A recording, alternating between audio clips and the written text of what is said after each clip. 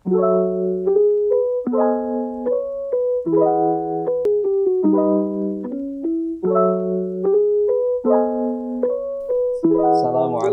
warahmatullahi wabarakatuh. Waalaikumsalam warahmatullahi wabarakatuh. Sahabat LAS MKU dimanapun Anda berada, lahirkan amal soleh di setiap peristiwa. Kita ketemu lagi di podcastku, podcast keluarga utama. Dan hari ini spesial, kita kedatangan tamu jauh. Nah, jauh ini karena dari Tangerang Selatan ya. Tangerang Selatan, betul. Bapak Saimin. Yeah. Assalamualaikum Pak Saimin. Waalaikumsalam warahmatullahi wabarakatuh. Nama lengkapnya memang Pak Saimin gitu aja? Ya, Saimin aja. Oh, ya. Asli mana Pak Saimin ini? Ya, kalau aslinya Purwokerto. Orang Jawa Tengah juga berarti. Numpang lahir di Lampung. Oke. Terus cari rezeki di Tangsel. Luar biasa. Orang Purwokerto di Lampung numpang lahirnya ya kan. Nah, sekarang dakwahnya gitu. Dakwahnya di Tangerang Selatan. Ya. Nah, Pak Saimin ini manajer BMT Al-Fat Hikmi. Ya. Mungkin supaya para pemirsa podcast ini ngerti nih, bisa diceritakan sedikit profil BMT Al-Fat Hikmi. Ya. Pak Saimin, monggo. Iya, masih Mas Agus. Jadi BMT Al-Fat Hikmi ini berangkat dari kegundahan para sesepuh kami lah ya, yang waktu itu memang concern di dakwah, di dakwah bilisan. Nah, kebetulan kami waktu itu berangkat dari kegiatan taklim masjid ke masjid, musola ke musola, gabung dia dalam satu majelis taklim. Kemudian gagasan muncul, kalau kita dakwah bilisan saja, ini belum bisa menyelesaikan masalah. Nah, maka kemudian bergulirlah ide bagaimana kalau kita membangun sebuah wadah ekonomi. Nah, pada saat itu kebetulan informasi BMT sudah mulai masuk ke kami gitu ya. Sehingga dari majelis taklim itulah ya, yang majelis taklim itu pada saat itu memang dipelopori oleh IKMI, Idarah Kemakmuran Masjid. IKMI itu Idarah Kemakmuran Masjid. Maka kemudian nama itu kami sematkan di nama belakang BMT Al-Fat Hikmi gitu ya. Nah, dari diskusi-diskusi kemudian berkembanglah menjadi sebuah wujud nyata. Kami membentuk BMT Al-Fat Hikmi. Tepatnya diresmikan pada saat itu 13 Oktober 96. Gitu, Mas. Oktober 96. Ya. Jadi dari kegundahan ya awalnya. Ya, kegundahannya itu kenapa nih masyarakat kita utamanya di wilayah Tangsel dan sekitarnya gitu ya. Mereka adalah saudara-saudara kita gitu ya.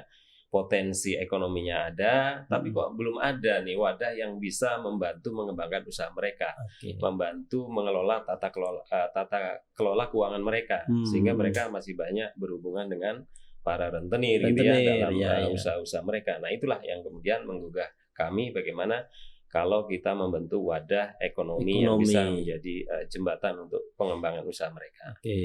Seperti itu. Tapi pertanyaannya kenapa pilihannya adalah ekonomi?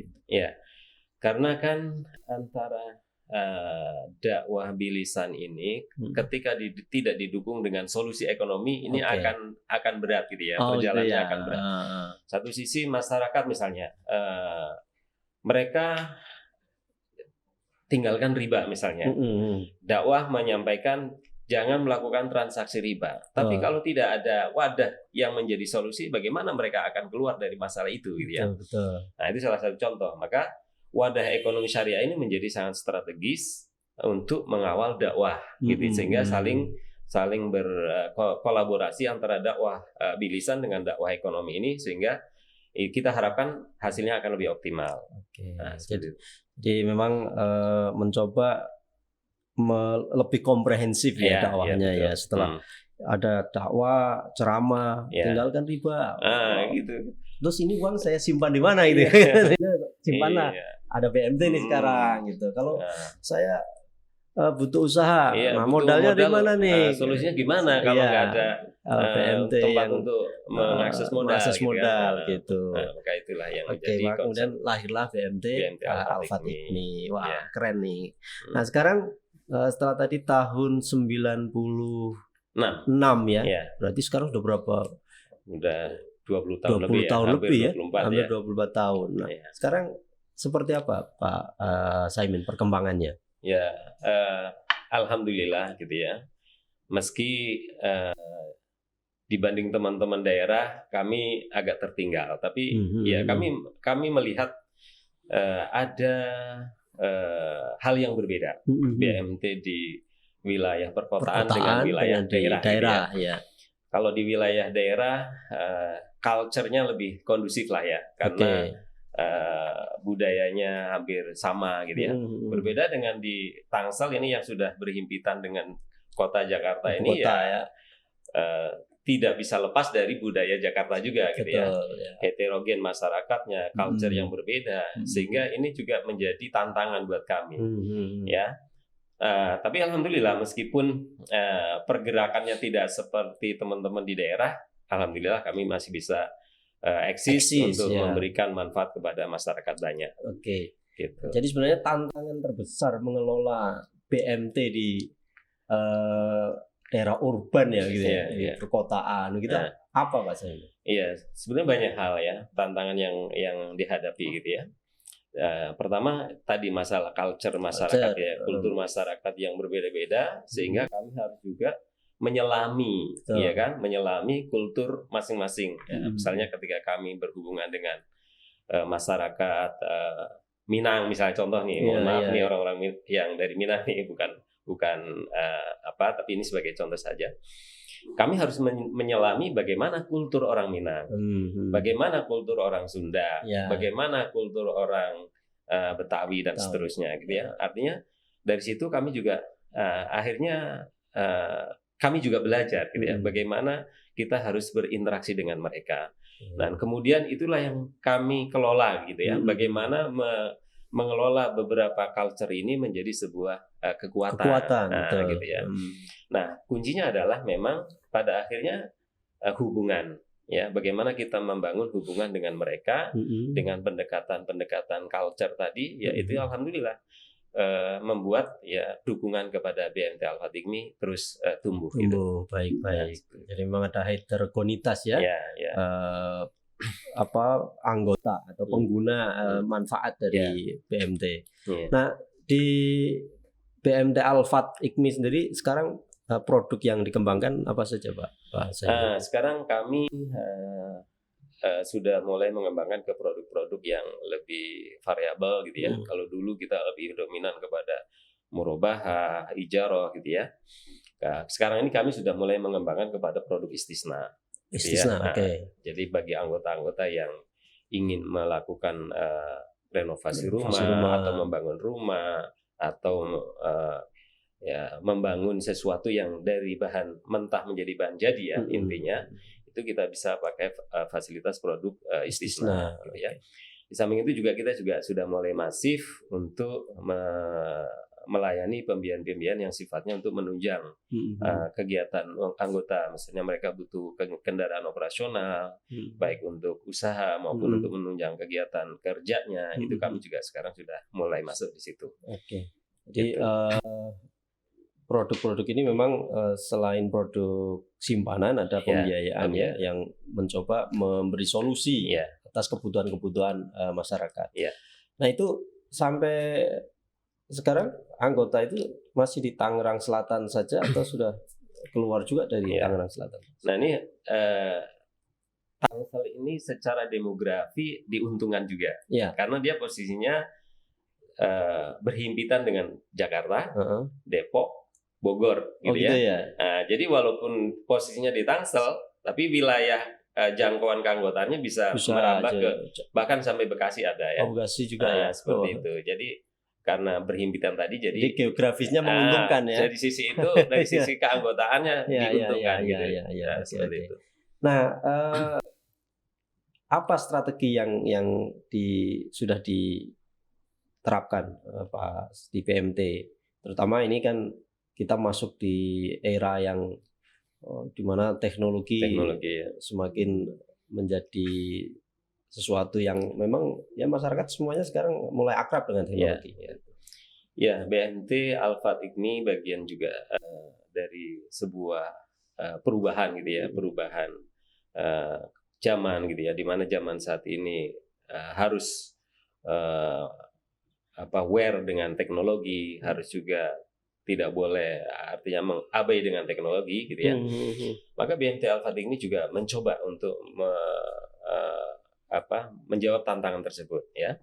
Sekarang ini BMT Al-Fat IGMI ini alhamdulillah sudah mempunyai Al-Fat Mobile. Seperti mobile banking lah gitu ya. Nah, ini dalam rangka apa? Menjawab tantangan, menjawab kebutuhan dari para anggota yang selama ini BMT itu kan nggak bisa transfer, nggak bisa bayar-bayar tagihan gitu ya. Sehingga masih belum oke lah gitu ya. Nah, sehingga kemudian BMT saat ini sudah meluncurkan Al-Fat Mobile yang di situ kebutuhan anggota bisa terlayani semua. Mereka bisa cek saldo setiap saat gitu ya. Kalau yang punya pembiayaan bisa cek angsuran, bahkan mereka bisa juga melakukan auto debit untuk pembayaran angsuran. Oh, keren ya. Nah, mau bayar listrik, oke. Transfer antar bank, oke. Transfer antar anggota, oke. Dan ke depan kita ingin Al-Fat Mobile ini menjadi salah satu media pembayaran transaksi antar anggota. Oh gitu. Misalnya saya anggota, saya mau beli sayur mayur ke anggota BMT. Saya nggak usah bayar cash, cukup pindahin saldo saya aja ke saldonya anggota. Nah, ini kita impiannya ke depan seperti itu. Jadi ada komunitas pasar yang itu kemudian menjadi bangunan bagi komunitas BMT. Kita anggota BMT dan semua stakeholder di situ bisa memanfaatkan peluang ini gitu ya. Sehingga kita harapkan ya ekonomi ini akan bagus gitu ya.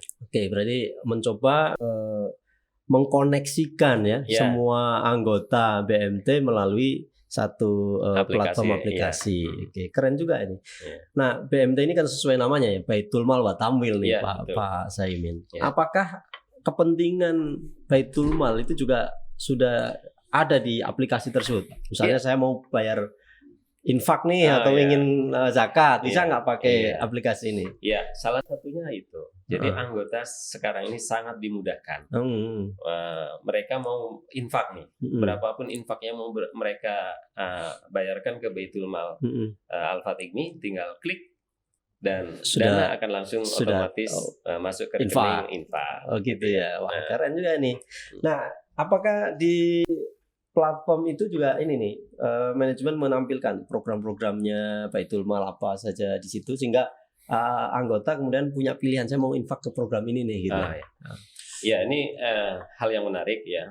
Memang rancangan kami ke depan seperti itu. Tapi untuk tahap awal ini kami masih fokus di memberikan kemudahan transaksi dulu. Nah, memang perancangan ke depan tidak hanya itu, tapi juga pelaporannya nanti bisa dilihat melalui aplikasi tersebut.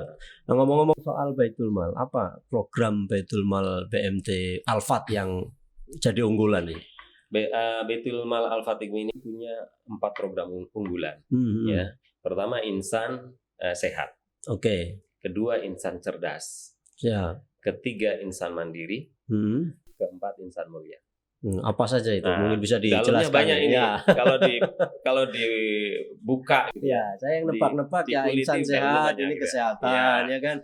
Insan sehat ini kan kita mencoba bagaimana masyarakat bawah, masyarakat duafa ini. Yang selama ini problemnya kan ketika mau berobat nggak punya uang gitu ya. Walaupun sekarang sudah ada BPJS, kadang-kadang kan bayar BPJS-nya juga tersendat-sendat gitu kan. Kemudian ada program-program lain juga kadang-kadang masih ada kendala-kendala. Nah, bagaimana Baitul Mal bisa hadir ketika ada masalah tersebut gitu ya. Sehingga ketika ada orang, Pak, saya mau nebus obat nggak punya uang. Nah, maka Baitul Mal harus hadir.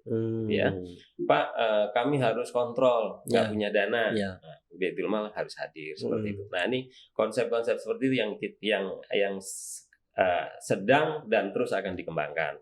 Itu untuk insan cerdasnya, insan sehat, ya, insan sehat. Kemudian insan cerdas, bagaimana kita juga meng-up gitu ya, anak-anak para duafa ini menjadi generasi yang terdidik lah ya, supaya nanti dia bisa memberikan perubahan lah pada keluarga-keluarga mereka. Nah, ini programnya ada yang sifatnya program anak binaan, yaitu beasiswa anak asuh. Ini selama gitu. Mereka sampai selesai, ya ada yang tingkatnya SMA, ada yang tingkat perguruan tinggi gitu ya. Nah, ada juga dari anak-anak binaan Baitul Mal yang kemudian diberdayakan menjadi pengelola BMT. Oh gitu. Nah, jadi supaya mereka yang serius nih, anak-anak binaan yang serius, kemudian punya potensi, cocok dengan programnya BMT, maka mereka kami rekrut. Artinya dia jadi pengelola BMT gitu ya. Jadi punya pendapatan rutin kan ya. Jadi gitu. Nah, kemudian itu yang programnya yang tetap ya, anak binaan. Ada juga yang non binaan. Kadang-kadang ada masyarakat duafa ini yang, Pak, kami belum bayar uang pangkal. Pak, kami masih ada tunggakan ini dan itu. Dan itu juga kan harus Baitul Mal juga harus hadir gitu ya, memberikan solusi untuk mereka. Itu bagian dari program Insan Cerdas. Kemudian juga ada anak-anak yang mondok misalnya kan, di pesantren. Nah, mereka orang tua nggak bisa cover biaya, maka Baitul Mal juga harus hadir di situ. Nah, itu insan cerdas. Kemudian insan mandiri. Nah, insan mandiri itu apa? Sasaran kita adalah bagaimana para duafa ini yang punya dan mau berkeinginan untuk mengembangkan usaha, kalau mereka sudah punya usaha, atau yang mereka belum punya usaha tapi ingin usaha, maka Baitul Mal di situ hadir mensupport permodalan, gitu ya. Nah, belum lama ini kami punya program namanya Gemaru, Gerakan Kemandirian Umat. Ya, kami kolaborasi dengan salah satu LAS, yaitu pada saat itu LAS Lazismu ya. Nah, itu membuat gerobak. Nah, kemudian kami serahkan gerobak itu kepada para mustahik. Nah, mereka berusaha dengan gerobak itu. Jadi diberikan gerobak, juga diberikan isi gerobaknya. Gitu. Jadi paket komplit ya. Paket komplit gitu ya. Nah, itu kita dorong ya, duafa-duafa yang mereka serius ingin usaha atau ingin punya usaha, kami dorong untuk bisa mandiri. Itulah insan mandiri. Kemudian di insan mulia, kita juga menyadari ada orang-orang yang sudah dari sisi kemampuan fisik dia sudah nggak mampu untuk berusaha gitu ya, lemah gitu ya. Kemudian juga keluarganya juga kurang, dari sisi ekonomi juga tidak bisa mengcover gitu ya, kebutuhan-kebutuhan mereka. Itu juga Baitul Mal hadir ya, dalam bentuk paket sembako atau program-program yang lainnya. Jadi seperti itulah charity ini ya, untuk bantuan sosial. Nah, tadi saya tertarik dengan yang baik yang insan cerdas maupun insan mandiri ini. Nah, kalau yang insan cerdas itu jenjangnya dari TK sampai perguruan tinggi semua. Sekarang ini dari SMP, SMP, SMA sampai perguruan tinggi. Nah, dan mereka diberikan beasiswa ya, semacam beasiswa. Mereka tetap tinggal dengan keluarganya. Iya, betul. Karena memang jadi Baitul Mal tidak memberikan dalam bentuk uang. Tapi langsung kami hubungan dengan pihak sekolahnya. Keren. Jadi supaya tidak ada istilahnya tepat sasaran lah ya. Sesuai tepat sasaran. Jadi uang itu benar-benar digunakan untuk pendidikan gitu. Nah, ada nggak program pembinaan, pendampingan kepada para penerima manfaat ini? Gitu. Anak-anak ini misalnya dibina seperti apa keluarganya? Untuk anak-anak yang non pondok, ya, untuk pembinaannya itu selain ada bimbel gitu ya, kita juga mengadakan bimbel. Kemudian juga mereka wajib setor hafalan. Keren nih. Pada setiap bulan sekali ya, mereka harus hadir ke kantor Baitul Mal dan menyetorkan hafalan.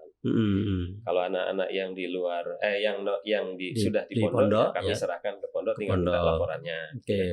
Nah, ini ke depan juga kami akan kembangkan untuk mekanisme pembinaan ini. Jadi mereka mengisi semacam form kegiatan lah ya. Misalnya dari aktivitas ibadahnya, mereka tertib apa enggak, nanti orang tuanya harus melakukan monitoring ya, terhadap kegiatan mereka. Kemudian kegiatan belajarnya seperti apa, sehingga ada kerjasama ya antara kami Baitul Mal sebagai pengemban amanah dari para donatur gitu ya, dengan orang tua. Jadi orang tua juga tidak boleh lepas tangan. Sudah dibina sama Baitul Mal kemudian lepas aja gitu kan. Nah, mereka bantu dari sisi monitoring apa yang diinginkan dalam pembinaan tersebut. Artinya memang ada kesinambungan ya, bukan hanya kita ngasih bantuan beasiswa, tetapi juga ada pembinaan, pemantauan progres, perkembangan perilaku dan sebagainya. Keren deh.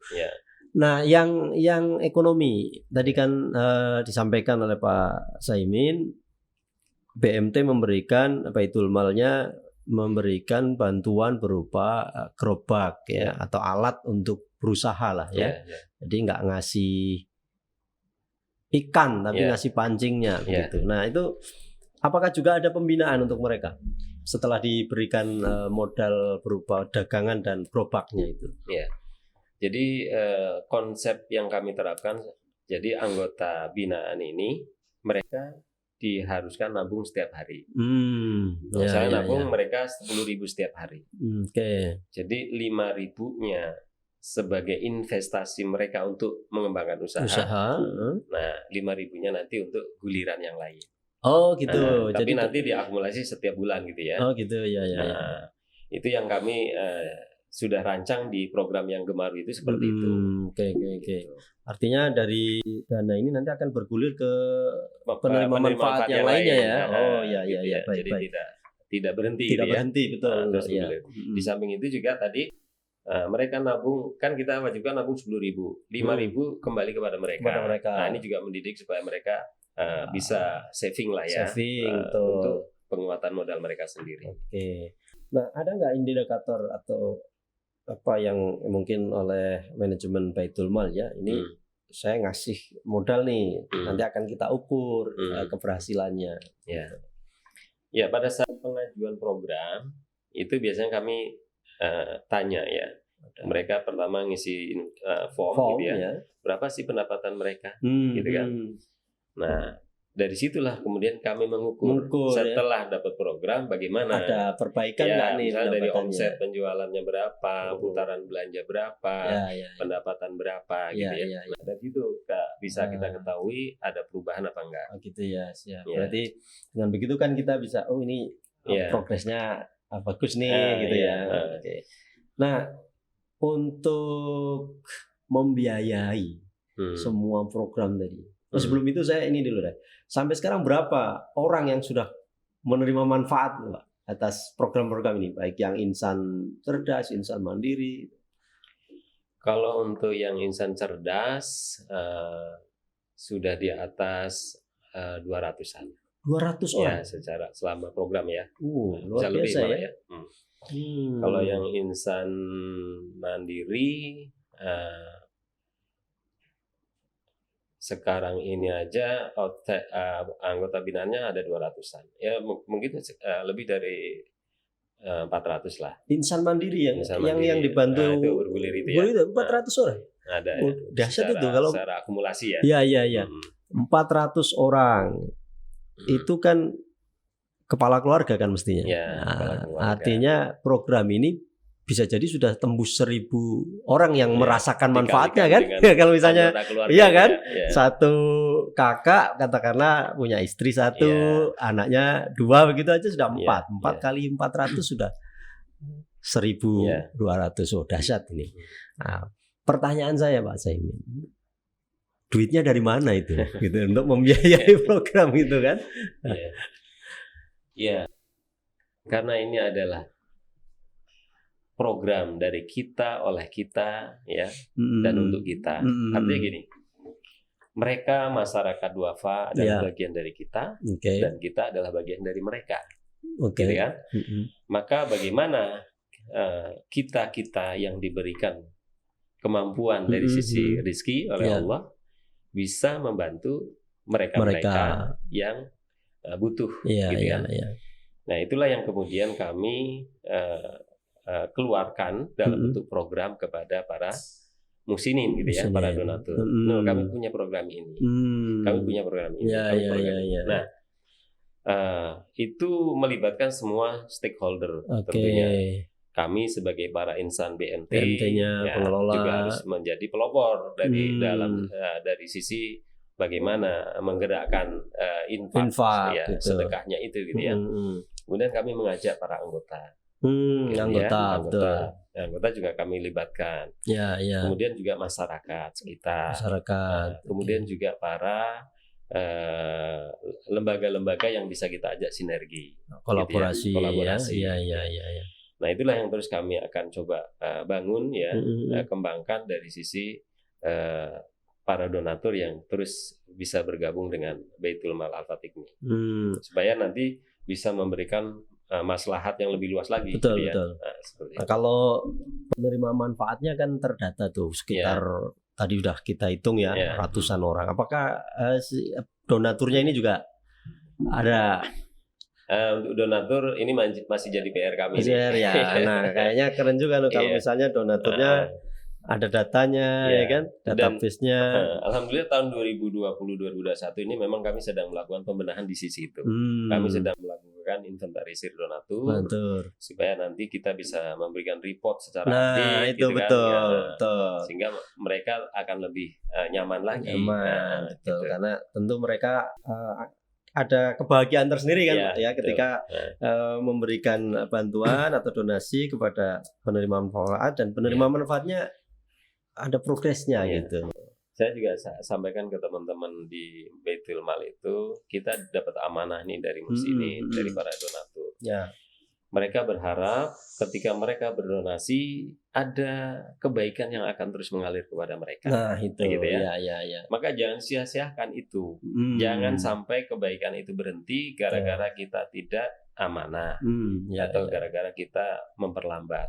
Nah, kita pingin itu terus mengalir kebaikan sebagaimana keinginan mereka. Tentu mereka berinfak, bersedekah, berzakat, tentu ada harapan keberkahan yang terus mengalir, gitu kan. Nah, itu yang kita coba bangun di situ. Nah, luar biasa nih sampai diskusi di sini nih, Pak Saimin. Pak Saimin tentu sudah, karena ini kita undang di podcast Keluarga Utama, ya, Pak Saimin mungkin juga sudah jadi bagian dari LAS MKU. Betul. Sudah jadi LAS MKU, Pak Saimin. Nah, Pak Saimin punya pandangan atau harapan apa ini terhadap LAS MKU? Tentu harapan BMT yang merupakan anggota perhimpunan BMT dan LAS MKU ini adalah juga bagian dari itu, gitu ya. Ini akan menjadi sebuah kekuatan yang semakin besar, kekuatan yang semakin solid, gitu ya, dengan semua jaringan BMT di bawah PBMT, gitu ya, terutama di LAS-nya. Bagaimana program-program itu bisa bersinergi, gitu ya. Mungkin antar LAS mungkin punya karakter yang berbeda. Betul. LAS yang bukan LAS ya, yang di bawah MKU ini apa namanya? Mitra. MK? Ulas ya. Nah, unit layanan ya, unit.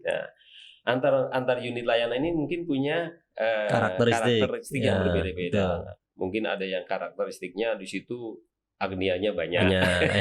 Gitu ya. Satu sisi ada yang agnianya sedikit banyak doafanya gitu. Nah, bagaimana nanti LAS MKU itu bisa mendistribusikan potensi-potensi itu menjadi sebuah kekuatan bersama, gitu kan. Betul. Nanti merangkai nih, wah di Tangerang Selatan di perkotaan banyak agnia nih, gitu kan. Nah, donasinya kirim ke daerah gitu, atau sebaliknya gitu ya. Jadi supaya bisa kemanfaatan itu terdistribusi secara baik gitu. Oke, termasuk nanti program-program apa nih yang bisa kita sharingkan gitu ya, diskusikan bersama gitu ya, yang menjadi tentunya ini menjadi solusi bagi masyarakat banyak. Oke, baik. Baik, mungkin terakhir nih Pak Saimin. Apa pesan yang ingin Pak Saimin sampaikan kepada para pengelola BMT dimanapun yang bisa nanti menyaksikan podcastku ini? Mungkin dari saya ya. Jadi kita sebagai pelaku BMT yang membawa 2 gerbong sekaligus di situ ya, gerbong Tamwil dan gerbong Baitul Mal ya. Maka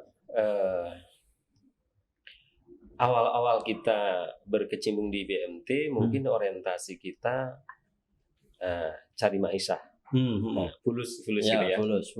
Cuan. Orang sekarang anak muda sekarang bilang cuan gitu ya. Tapi seiring waktu kita melihat gitu ya, kita meresapi gitu ya, bahwa kita berinteraksi di BMT itu sebetulnya tujuan utamanya sebenarnya bukan itu gitu ya. Tujuan utama kita adalah dakwahnya itu ya, dakwah. Bagaimana kita bisa artinya mengajak orang lain dari sisi bisnis nih, orang yang biasanya dia berkecimpung bertransaksi dengan transaksi riba. Gitu ya. Transaksi zalim, transaksi horor. Kemudian kita ajak kepada transaksi syariah. Gitu ya.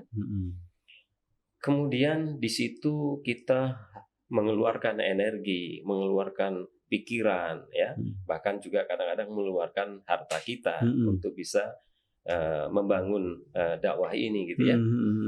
Nah, saya selalu teringat dalam surah Ar-Rahman itu, ya, al jazaa'ul ihsanu illal ihsan. Tidak ada kebaikan kecuali balasan kebaikan gitu ya.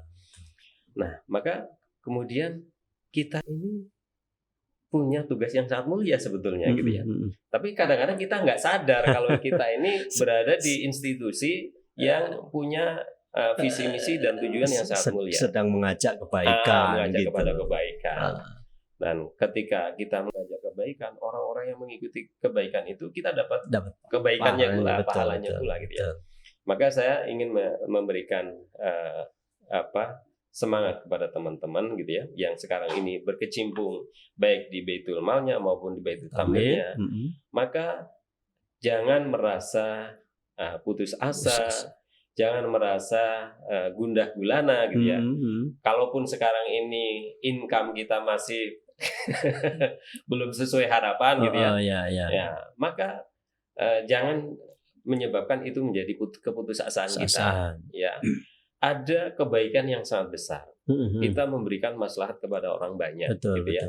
Kita mengajak orang dari transaksi-transaksi yang diharamkan kepada transaksi yang dihalalkan oleh Allah. Gitu ya. Kita mengajak orang-orang untuk membersihkan hartanya dengan cara infak, kemudian digulirkan kepada masyarakat yang tidak mampu, yang membutuhkan. Ini bukankah suatu kebaikan? Dan Allah menjanjikan, gitu ya. Iya. Innalladzina qalu rabbunallahu tsumma istaqamu tatanazzalu alaihimul malaikatu alla takhafu wa la tahzanu wabshiru bil jannati allati in kuntum tu'minun ya. Jadi Allah memberikan janji kepada orang-orang yang beriman gitu ya. Yang istiqomah. Nah, ini istiqomah ini maknanya kan kita harus sabar gitu ya. Menerima tantangan-tantangan dakwah ini kita harus sabar, tetap gitu ya. Kuat gitu ya. Kadang-kadang rasa jenuh datang gitu ya. Pokoknya problem-problem itu kadang-kadang datang gitu ya. Siapa yang istiqomah di atas itu tetap mendakwahkan kebaikan gitu ya. Maka akan turun malaikat memberikan kabar gembira gitu ya. Jangan kamu takut, jangan kamu bersedih hati gitu ya. Luar biasa. Karena dijanjikan dengan surga yang telah dijanjikan kepada orang-orang yang beriman. Ini tentu ayat ini sebetulnya menjadi motivasi kita semua sebagai para pelaku gerakan BMT ya, yang terus kita concern ya untuk mendakwahkan ekonomi syariah ini, ya. sehingga bisa memberikan kemaslahatan kepada orang banyak. Seperti itu, Mas. Masya Allah, luar biasa. Luar biasa tamu kita pada podcast kita kali ini. Pesan yang tadi disampaikan di akhir podcast ini sepertinya kalau diulik lagi bisa jadi 2 episode lagi gitu ya, ngobrolin tentang bagaimana agar teman-teman pengelola penggerak Baitul Mal wa Tamwil ini selalu istiqomah ya, karena ini dakwah gitu. Kalau gaji dan sebagainya itu otomatis lah, namanya orang bekerja pasti akan dapat gaji, betul begitu Pak Saimin ya? Itu dengan sendirinya ikut ya. Gitu kira-kira ya. Oke. Baik Pak Saimin, karena waktu kita harus mengakhiri podcast kita kali ini. Saya menyampaikan sekali lagi terima kasih dan mohon maaf apabila ada yang tidak berkenan. Dan para pemirsa podcast Keluarga Utama, terima kasih telah menyaksikan. Semoga menginspirasi.